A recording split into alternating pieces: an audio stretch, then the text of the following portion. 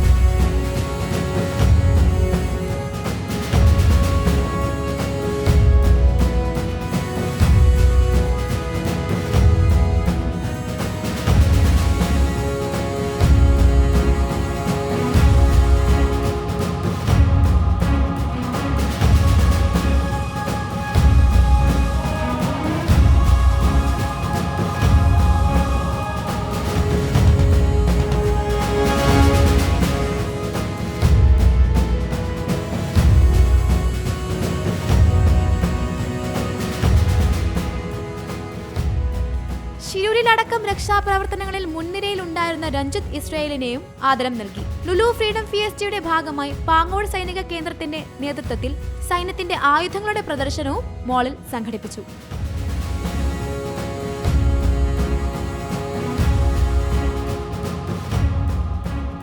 See Malayalam news, Thiruvananthapuram. പുതിയ വാർത്തകളും വിശേഷങ്ങളും ഇനി വിരൽ തുമ്പിൽ. എല്ലാ ഡിജിറ്റൽ പ്ലാറ്റ്ഫോമുകളിലും ഇപ്പോൾ സീ മലയാളം ന്യൂസ് ലഭ്യം.